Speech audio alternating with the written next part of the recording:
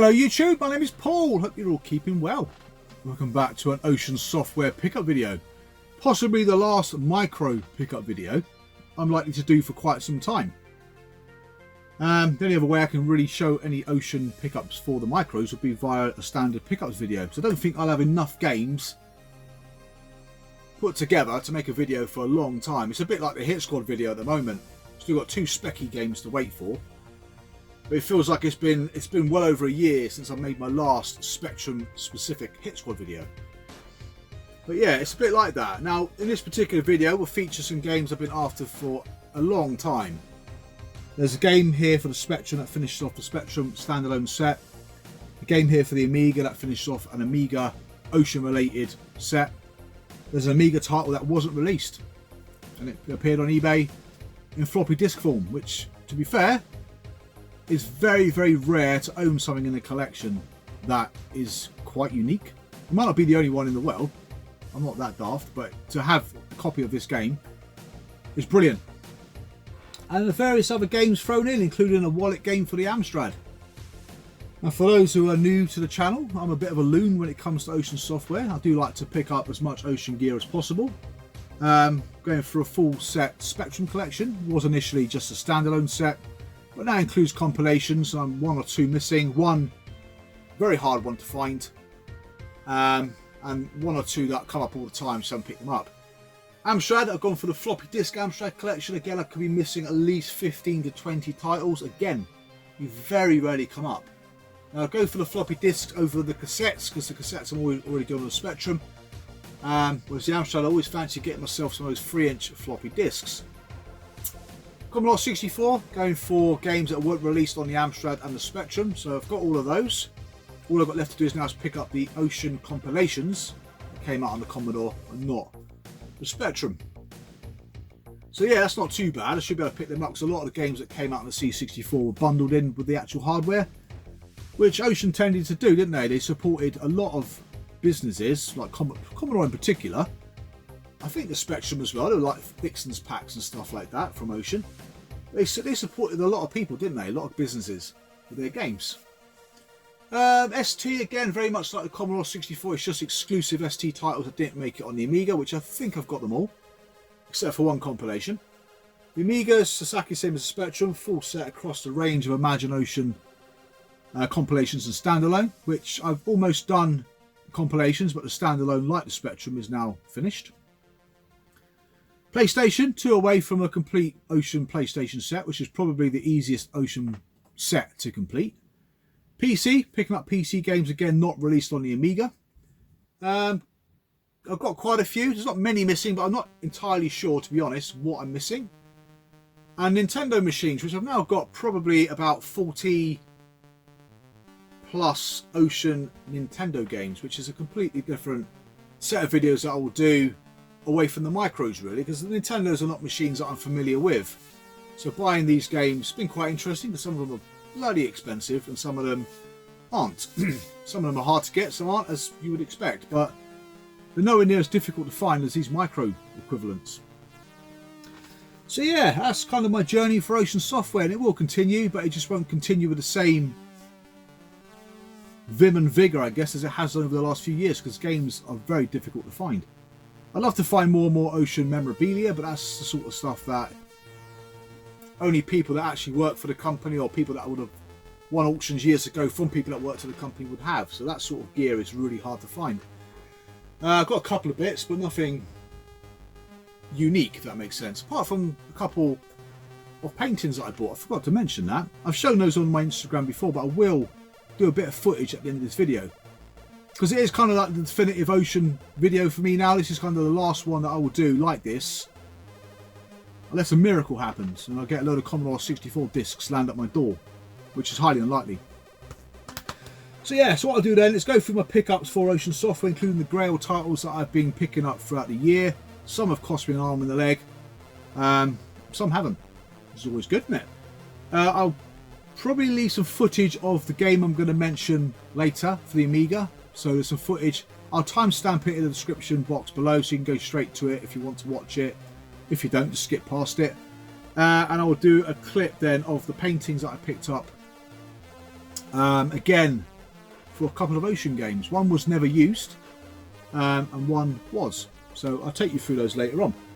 So yeah, it might be a bit longer than usual pickup video for Ocean Software, but it will probably, in all honesty, be one of the last ones that I do for Ocean Micro games. Like I said, unless I strike it lucky.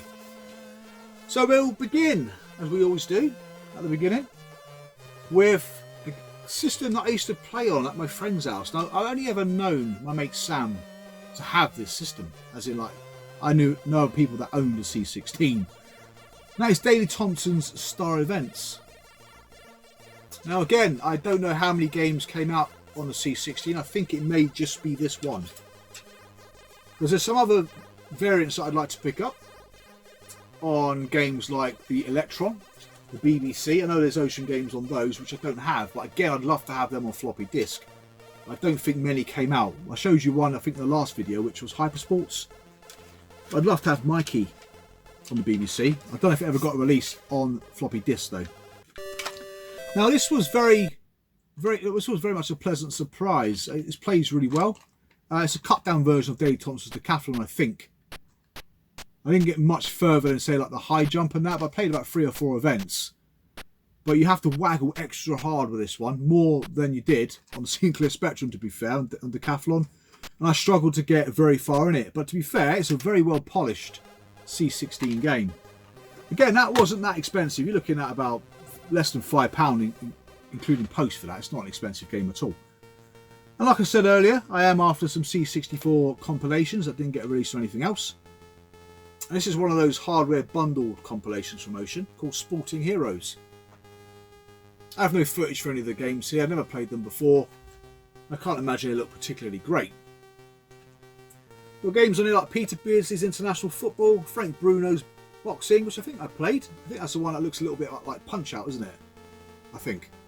Ian Botham's Test Match, never played that. Nick Faldo plays the Open. I've played Nick Faldo on the Amiga, but never on the C64.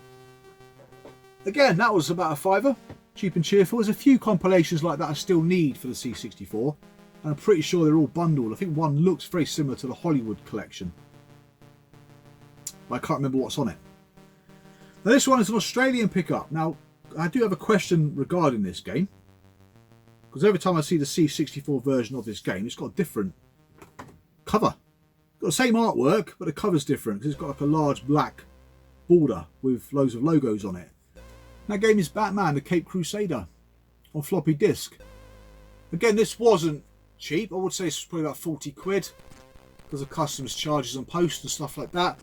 But I'm not sure if this was another bundled game, or was this actually released as a standalone game on the C64 looking like that. I don't know. I don't know every other format it came out on. You got a different box, kind of minus that black border, isn't it really?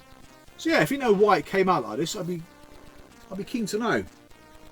Instructions on the back, which is quite common for Australian release games, especially like from Oceans. The Corgi games look like that as well. Instructions on the back of the box.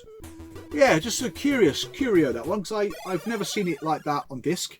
I've seen it many times on cassette, so I'd only assume it may have been a freebie with the C64. I don't know.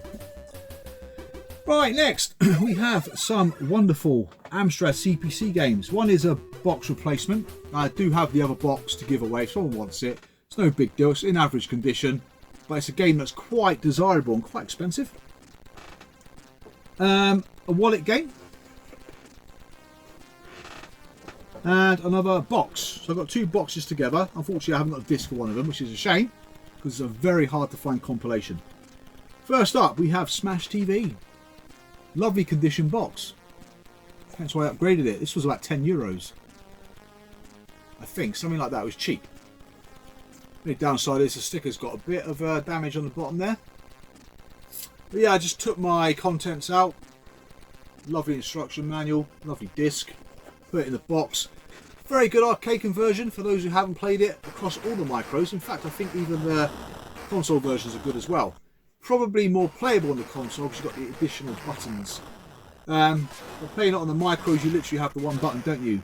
And I think the arcade version has 2 sticks to rotate the gun, rotate the player, something like that. But it's a very good game. I love it. Very frantic game, atmospheric game. Reminds you a bit of like the Running Man, for example. Well, it's one of those games that is quite calm for a minute and all hell breaks loose. There's no middle ground. It's all or nothing. And the amount of sprites that have been thrown around in that game is quite impressive. That the 8-bits especially handle it very well. The other box I'm going to give away is that one. It has got instructions with it. If someone wants it for their Amstrad CPC disc, let me know. I'll send it your way. Now with that box, I've got another box. Now it's a shame I don't have the disc, because it is one of the most difficult Ocean compilations you'll find that was released in the UK. And that is Addicted to Fun Sports Collection. I do require this on the Sinclair Spectrum. You just don't see it very often. Which is a shame, really. I've seen it before on Facebook. Yeah, it's again, the box is lovely. It really is. 3 kind of average games in my view. Pro Tennis Tour is probably the strongest game. Run the Gauntlet, multi-part TV series. Again, I think the 8-bit versions of these played really well. Remember the Spectrum version playing really well, to be fair. The World Cup Soccer Italia 90, which was the official Virgin Games release of that particular World Cup. Now, I preferred Italy 1990 by US Gold. I thought that was a very well presented game, especially on the 16 bits. But yeah, if anyone's got a spare disc, which is actually hilarious, because someone's got a spare disc, it'd be amazing, but I can't imagine anybody has. If you have, I would be interested for definite. What I might do in this particular video as well is leave a list of games that I'm outstanding for the different micros by Ocean Software. But yeah, I just struggle. Even on Facebook groups, you don't see anything. So it's very hard to pick these games up. Now, this is the last wallet game I picked up. I'm sure I'm still missing at least 3 or 4 wallet games I can think of. That is The Never Ending Story. Never seen the film. The tune's one of those tunes that once it goes in your head, you can't get it out. I think I attempted to watch it, it just was not my cup of tea. I was never into all that fantasy stuff as a kid. I think I prefer that sort of stuff more now than I did as a kid, to be fair. Yeah, text adventure. Nice graphics, drawn by the freelancer that is Simon Butler. I think this was released on all the 8-bit micro, or 8-bit, Spectrum, Commodore and Amstrad, I think. I might be wrong. I don't even think I've seen it on the Commodore 64 before. This would have been a trilogy of 3 text adventures by Ocean. Hunchback, The Adventure is the one I'm missing again on its wallet form for the Amstrad. And Batman The Adventure was never released. That would have been pretty cool actually, wouldn't it? Big wallet box version of Batman The Adventure. That was brilliant. But yeah, there was a few missing that I know of. Miami Vice, Daley Thompson Super Test, and The Adventures of Hunchback, or Hunchback Adventures. There are 3 wallet ones that I know got a release that I don't have. There's games like Battle Command, which is very hard to find anyway. But I've seen it on the Amstrad PCW, which is a bit random. I should have bought it. It was like 10 euros. I left it like an idiot. There's a few others that I can't think of at the top of my head. Slap Fight might be one. I've got it on disc, but I'm missing the case. Rastan, Mutants.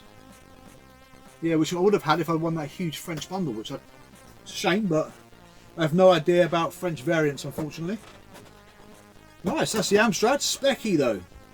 2 plus 3 disc games, again, both opportunistic. One I put an offer in, one I won the auction, quite reasonably priced. And then the Grail Ocean game, standalone game to finish off my standalone Ocean set. First up, I'll show you a game I bought back in early '89, originally on cassette. This is on floppy disk, and that's Wek Le Mans. It was the best racing game for the Spectrum on its release. Certainly better than the C64 version. Cracking music. Now, if I remember rightly, on the music, if you do define keys, you can listen to the whole entire tune from Jonathan Dunn. If you don't, it loops quite quickly. So if you're interested in that sort of thing, go to define keys and let the music play. Sticker. Manual. Of course, the floppy disk. Floppy disk. Yeah, pleased to have this. This was about 15 quid. I do have it on cassette. But yeah, I do try and pick up Spectrum Plus 3 games, but they're very hard to find and generally quite expensive. I mean, for example, seeing Rastan on the Sinclair Spectrum Plus 3 the other day, it's the first time I've ever seen that before in all the years I've been collecting. Now next up was a game I put an offer in for, and the guy accepted it at 45 quid in the end. Didn't give much of a discount. But then the auction, there was an auction at the same time which went for about 57 quid or something. So all in all, pretty got a decent deal. And that's the New Zealand story. Again, this game will never play and look very good on the Spectrum for me, because I had this game as one of my very first trilogy of ST games when I got my ST. I bought this, Robocop and Vigilante. So yeah, this will never compare, unfortunately, to the ST. Well, I know some people like it. I mean, it's got that push scrolling effect which gets you your tits. Almost like freeze and it scrolls, freeze and it scrolls. Floppy disk. Now the guy who's selling it had the floppy disk looking very nice, but in fact it's got a lack of glue holding it to the actual disc, so that's a bit of a pain in the arse. So yeah, so maybe I should have gone for the auction after all. But no, my luck, I'd have bid on it, it would have gone for about 100 quid. But yeah, nice to have it though in the collection. Like I said, I'm not really a fan of the specky version. I think the C64 version though is very good. The Amstrad version I don't think I've played, even though I do actually have it. Right, so last but not least is the Grail title. The title that has eluded me for bloody ages. And believe it or not, I won this. And then someone listed a reproduction of one. Literally about a week later. Now this was part of a bundle. You always find that when people list stuff, the last picture they put, not always, sometimes you'll find the last picture they put is where they have all their best stuff. Same thing happened to me with Great Genesis on the Amiga. Literally the last picture out of sight almost was that game. The same thing kind of happened with this. This game came with Rubber Key Spectrum, Interface 1, micro drives, which I haven't tested yet because my telly broke. And a few other kind of more common titles, especially games like Checkered Flag and stuff. So it's very bizarre to see that in the picture. Very pleased. The whole bundle was 160 quid. By the time I sell off the hardware and the games, you're probably looking at about 60 quid. For what is probably arguably the most difficult standalone Spectrum tape you can find. I've seen 4 copies of Robocop 3, 4 copies of Sly Spy, probably about that many copies again of Space Gun, Phantom Club. They're all kind of difficult to find Ocean Specky games. Just one of these. So it just goes to show how difficult it is. As an auction, I don't know what I'd go for. Probably flipping a small fortune, to be honest. But yeah, it comes with the original cassette, which is cool. I think the one that was listed as counterfeit had the Sinclair user cassette. The actual instruction inlay is quite large, identical to the C64 really. But yeah, you very rarely see this on the 64 and the Amstrad, to be fair. I've seen I think 2 copies on each system on the cassette over the last sort of 4 or 5 years. Yeah, finally pleased to have it. And the thing about finding these games especially, it just saves you looking for them anymore. Because it's these games that take up your time, doesn't it really? You're just hoping they pop up. But this year I've been very fortunate and had a few games like that come up this year. It's just those last Poxy Hit Squad games, isn't it? But yeah, the game itself, funny enough, it was programmed by the same guys who've done New Zealand Story, Choice. Kind of a Ikari Warriors style game, top down, shooty SNK style game. I didn't like it. Again, it's ideal. The controls weren't ideal because again, it's one of those games like Smash TV. You had 2 controls in the arcade, one for the turret, one for the tank. I just found the game generally quite bland. I've got no idea why it didn't sell. Not because the game was rubbish, but was it removed from sale? Why is it so difficult to find? We see plenty of crappy games for sale on eBay, don't we? But Tank, you just never see it. So yeah, chuffed to bits. Now, before I get onto the Amiga, because the Amiga stuff is kind of on the same level as Tank for me, really. One of them more so because it's a game that's not supposed to have been released. Before we do that, I'll show you a PC game, because I've not really shown many Ocean PC games, even though I've got quite a few now. That game is called Offensive. Still sealed, which I think makes me a criminal.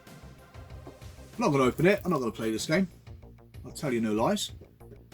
Not sure what the game's even about, but I do like the fact it's got one of those little slips that go over the box. Because every time I see this game on eBay, it's generally just a silver box. And I think I got it from Germany. I think. Direct Ocean Distribution, whatever that means. Again, another 1996 game. So yeah, quite a late release. Yeah, I got another Ocean game there, which my tripod sat on to show you. Right, then PlayStation. So I think I'm only 2 PlayStation Ocean games left to pick up. I might have more to show you guys in another Ocean video, if that ever happens. First up, we've got a game called Lucky Luke. This one's quite obscure. Every Ocean game that I required was on eBay. It just depends on what you want to pay for it. Again, never played this. I always tend to look, like I said in previous videos, for the quality of the manuals for PlayStation games.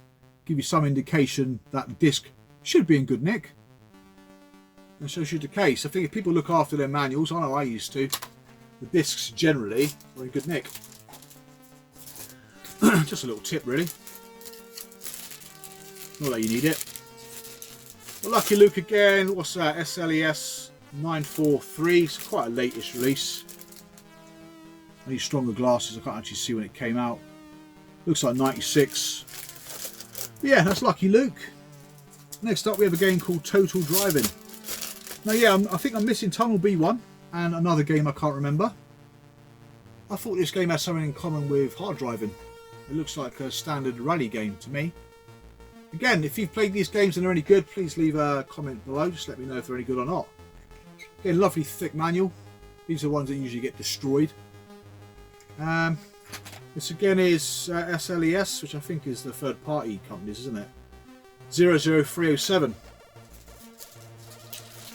That's something interesting to learn, wasn't it? Little codes, what the codes mean. SLES and S, whatever the other one is. Sony games.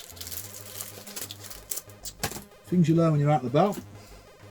And the last one is Viper. Again, this one looks quite colourful. I have no idea what it is though. Yeah, so 2 more to get to finish my Ocean PlayStation set, which is great. This is SLES 1302. I find it funny that people like to know that stuff. I guess it's like the Hit Squad, isn't it? Number 7 on the Hit Squad label. Right. Amiga, 2 titles. 2 huge titles. Like I said, one never released, one is a sod to find. A very early Ocean game on the, or Imagine game on the Amiga. I've seen the ST1 far more times than I've seen on the Amiga. I paid a lot of money for this to secure it. It came up on eBay. I think it was listed for like £1,000 or something, or best offer from a reputable shop. We all know this person. But yeah, I've been after it for so long. Like with anything like this, I'm quite happy to pay that bit more for the reasons I explained earlier. I don't want to keep spending the rest of my life looking for these titles, because as it stands at the moment, there aren't many games that I want, and I could quite happily call it a day. Just a few Hit Squad games. The compilations I'm not even fussed about, to be fair, on the Ocean label. It's more standalone stuff. The compilations are kind of a nice to have. Obviously the Amstrad will be the biggest pain in the arse, because the Amiga are pretty much done. Specky, Ocean Wire is pretty much done. I'm working on another system, like I said earlier, but again, that system I've only got another 11 games to find. It's finding them at the right price, because they're always there. It's just getting them at the right price. So this game cost me, I think it was around, this was including a discount, so it may have been just a shade over 500. I can't remember. It's like 20% coupon or something on eBay. So I picked this one up on another elusive game from the same seller. That's Army Moves. Yes, finally in the collection. So that completes the Imagine set on the Amiga. I don't believe there were any Imagine compilations at all for the Amiga. There's not many standalone games, but they are tough to find. It's a really hard label to get on the Amiga. Again, those 2 are the earliest 2 to get a release. So again, it's like I said, it's a very early release. But yeah, I mean, other games, you've got Renegade. That was a bitch to find. Victory Road, another one that was a nightmare to find. Some are a bit easier, like Dragon Ninja. But again, the Imagine label, there weren't many games. I think there was Arkanoid Revenge of Doe.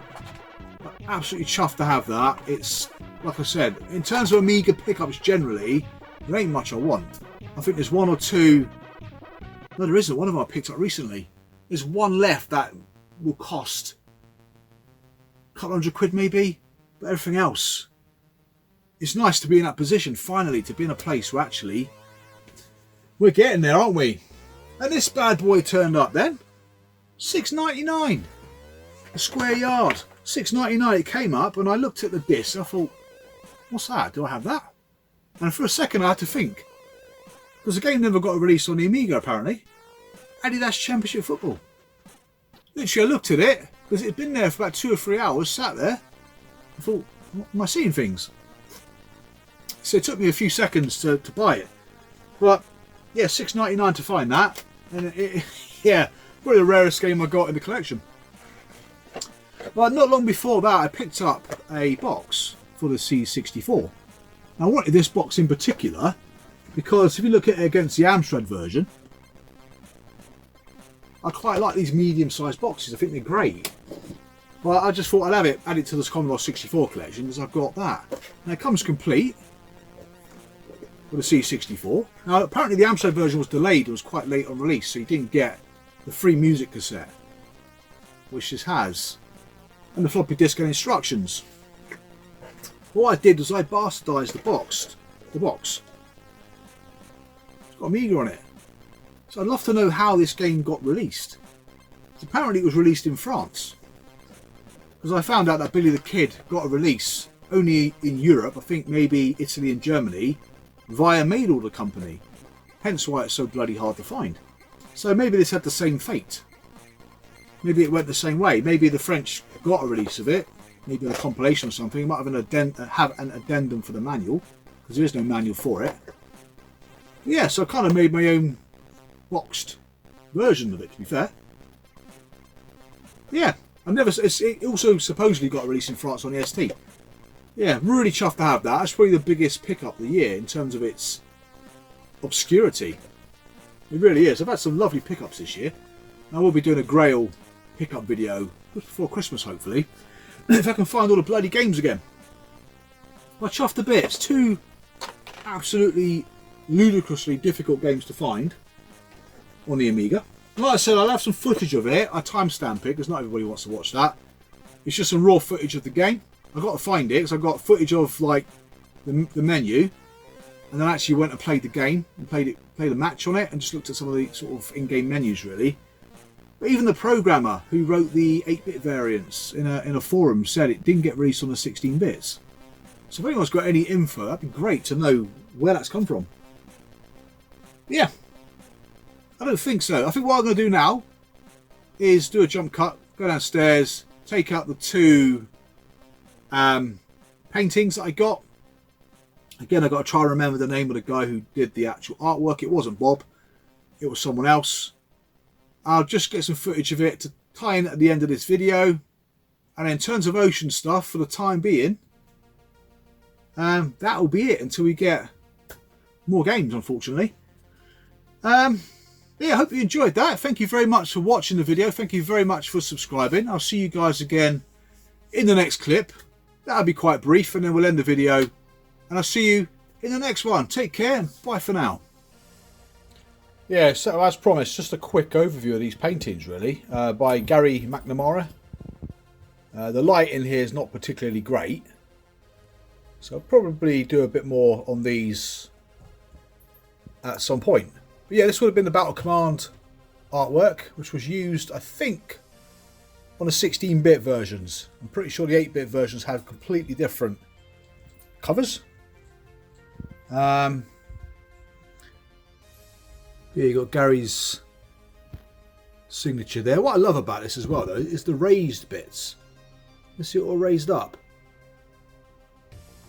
Oh, it's pretty cool, really, how this was done. It's quite interesting. I've had more bits and bobs in the box. Not just the 2 paintings I'm going to show you. There's more like... It looks like items that may have been used in creating compilation boxes.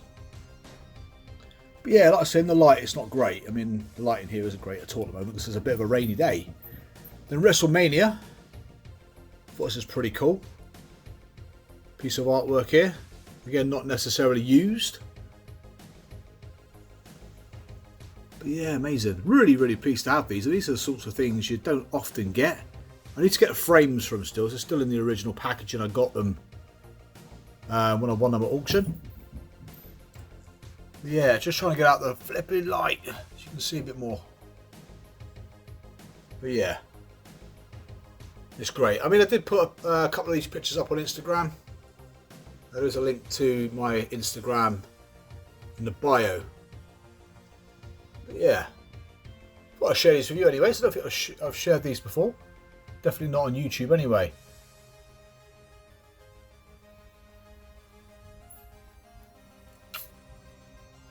There you go. There was more artwork listed as well on this auction house by Gary, which I didn't get any more than just these few bits here, but I think there was a bit of Mr. Nuts artwork, an Ocean logo, some really cool stuff to be fair. If I find the link to the original auction on that, I'll link it in the description box below, but there you go. I'll see you in the next video.